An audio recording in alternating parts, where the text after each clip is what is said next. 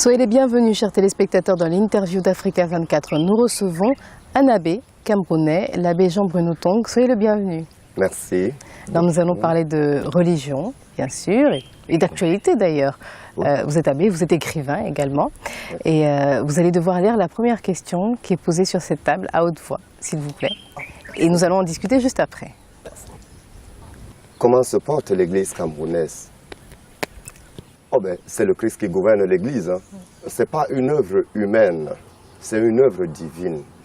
Et l'Église qui est au Cameroun est aussi une œuvre divine en communion avec l'Église qui est à Rome, c'est-à-dire le Saint-Père, le Pape. Donc, elle avance, à petits pas peut-être, mais sûrement. Certains observateurs trouvent que dans certaines églises ou au Cameroun en général, il y a peut-être moins de fidèles en ce qui concerne l'Église catholique. Des fidèles, on va en parler un peu plus tard, mais qui se dirigent ailleurs. Il y en a qui se désolidarisent, qui quittent l'Église. Mais on regarde seulement ceux qui partent, mais on ne regarde pas ceux qui viennent après. Tenez-moi ici, dans cette petite localité. À Sombo. Ah oui, voilà, vous l'avez bien prononcé. Le petit village s'appelle Ndoupé, le tout petit, donc prenons la petite localité. Moi, je baptise. Je marie, je célèbre des mariages. D'ailleurs, il y en a qui sont programmés. Et donc, le nombre de fidèles est plutôt croissant. Il est plutôt croissant. Il est plutôt croissant. Mais tenez, quand la paroisse commençait, on ne pouvait pas imaginer dans cette petite localité qu'on aurait en un seul dimanche de Pâques 500 chrétiens, 600 chrétiens. Vous êtes à mi-chemin d'Ouala à Yaoundé. Ben oui. Mais cette petite localité, nous les avons. Donc, on regarde peut-être 2 ou 3 qui sont partis et qui font peut-être du bruit, peut-être plus que ceux qui rentrent parce que les bébés ne font pas trop de bruit, mais nous baptisons quand même. Et qu'est-ce que vous faites pour, parce que souvent on parle de la jeunesse par exemple, pour attirer les jeunes? Alors, pour les jeunes, la méthode pastorale qui nous intéresse, c'est de plus en plus les préparer au challenge des siècles à venir. Il est incompréhensible que de nos jours, des jeunes qui soient dans nos lycées et collèges ne savent pas manipuler l'ordinateur, par exemple. Ce serait tout à fait absurde. Premier point. Deuxième point, nous les intéressons. Maintenant, la méthode catéchétique n'est plus celle de questions-réponses où on mémorisait tout, mais nous sommes rentrés dans la compréhension du sujet. Donc vous êtes plus moderne? Moi, j'ai toujours horreur de ce sentiment de modernité et de non-modernité de l'Église. La Bible est-elle moderne? Son interprétation peut l'être. L'interprétation, c'est la méthode, c'est la Bible. Le Christ est le même hier, aujourd'hui et le sera demain. Donc la Bible reste la même. Certaines paroisses, par exemple, au Cameroun, voire archidiocèses, sont confrontées à quelques difficultés, parfois financières. Est-ce que c'est également, est-ce que vous avez fait ce constat-là? Est-ce que vous pensez qu'il peut y avoir des solutions? Est-ce que vous-même, vous y êtes confronté aussi? Notre église camerounaise sort, elle est encore toute fraîche des mains des missionnaires. Or, les missionnaires qui étaient arrivés étaient aidés par leurs propres frères qui sont en Occident. Ou bien qui étaient en Occident. Donc, du coup, cette manne, entre guillemets, qui provenait de l'Occident, n'existe plus. D'où la grande injonction papale, depuis le temps de Paul VI, quand il était en Ouganda, il a dit, Africains, soyez vos propres missionnaires. Regardez autour de vous, dans cette petite localité, vous allez voir le palmier à huile qui pousse. Juste à côté, là, vous avez des champs de pastèques. Juste à côté encore, vous avez des champs, et ainsi de suite. C'est pour subvenir aux différents besoins financiers de notre Église. C'est un exemple de zone rurale. En zone urbaine, par exemple, c'est un peu plus compliqué. Les technocrates en économie qui se trouvent dans les grandes villes peuvent justement aider les pasteurs, les prêtres, les évêques et les archevêques à trouver des solutions un peu plus adaptées en matière de technocratie économique. Et pourquoi pas faire des liens entre ceux qui sont en zone rurale et ceux qui sont en zone urbaine? Qu'est-ce qui empêcherait qu'il y ait des passerelles, qu'on crée des ponts entre les différentes églises, les différentes communautés ecclésiales? Mais qui doit les créer, ces ponts? Mais c'est nous. Et les chrétiens aussi. Les chrétiens avec nous, les prêtres. Donc ce n'est pas exclu qu'un diocèse qui est en ville puisse avoir des investissements agro-industriels dans des zones rurales. Plaquette suivante, s'il vous plaît. Nous allons parler d'actualité, vous allez voir. Oh.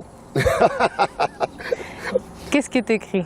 Boko Haram. Boko Haram, c'est une problématique. Même si le Cameroun n'est pas aussi touché que le Nigeria, il y a de plus en plus d'attaques. Est-ce qu'il y a un réel dialogue sociopolitique, interreligieux surtout, pour essayer de prévenir, pour essayer de sensibiliser, pour essayer de lutter d'une manière ou d'une autre contre ce qu'on voit approcher?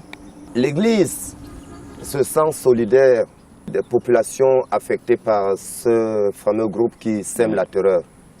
Et puis, l'Église a un certain horizon qui est pastoral, qui est théologique et qui est vraiment divin. C'est la paix. Et cela se décline à plusieurs niveaux. Le premier niveau, nous sommes des professionnels de la prière. Donc nous devons prier pour qu'il y ait la paix. Nous sommes en lien avec ceux qui sont touchés beaucoup plus par le phénomène. Et disons-le clairement, il ne faut pas trop rentrer dans l'identification Boko Haram Islam. Justement, parce qu'il y a des amalgames qui se font. Il y a des amalgames qui sont faits à ce sujet. C'est un groupe de terroristes, tout simplement, qui sèment la terreur et qui n'ont rien à voir, sûrement avec des musulmans que nous connaissons et qui sont des gens honnêtes et qui servent la nation et le peuple. La plupart des musulmans condamnent, la grande majorité condamne les actes de Boko Haram. Donc, il ne faut pas faire l'identification ou placer une certaine adéquation entre les deux. Donc, vous rencontrez aussi des leaders religieux, par exemple musulmans ou autres, pour discuter de cette problématique et essayer de promouvoir un message commun? Bien entendu, c'est la grande solidarité. J'en rencontre régulièrement. J'en discute avec d'autres qui sont aussi terrorisés que moi.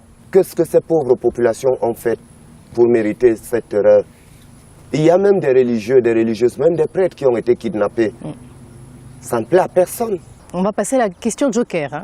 Un autre sujet d'actualité. On observe depuis quelques années l'éclosion des nouvelles églises qu'on appelle les églises éveillées. Qu'en pensez-vous? Soyons sérieux. Moi qui vous parle, j'ai été ordonné par un évêque en communion avec Rome. Mais comment quelqu'un va se coucher le soir, le lendemain, va dire qu'il est prêtre au même titre que moi et tout le reste? C'est embêtant. Ça représente un danger pour vous? Mais pour moi, c'est un danger puisque je le vis au quotidien. Puisque aucune personne là-dedans, je peux vous le dire par expérience pastorale, on peut tout dire, mais chaque fois, c'est le frère, c'est la sœur, c'est la grand-mère, c'est l'autre qui t'a rendu comme ceci ou comme cela. Et on passe à des séances de délivrance à l'emporte-pièce. Guérisons miraculeuses, des délivrances. Malencontreuses, justement, et qui sèment des divisions. Même dans cette paroisse, j'ai eu à intervenir clairement pour dire que non. Bon, certains disent, pour caricaturer, qu'on ne peut pas faire 100 ou 200 mètres à Douala ou à Yaoundé sans en voir une. Comment ça se fait qu'elles soient aussi populaires, qu'elles attirent autant de monde voilà. Je vais vous répondre tout nettement. L'être humain a toujours besoin du sensationnel. On aime bien le sensationnel, ce qui est extraordinaire. Voyez-vous, quand je porte la soutane et que je me mette là dehors, elle frappe tout de suite. Elle attire. Elle marque. Alors il y a un désir inné dans l'homme du sensationnel. Et dès que je réussis un tour de prestidigitation, parce que moi c'est le cas de le dire, les hommes seront émerveillés par mes séances de prestidigitation.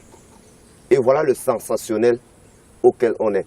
Et il y a, en un deuxième point, cette réfraction ou bien cette négation du sens de la discipline.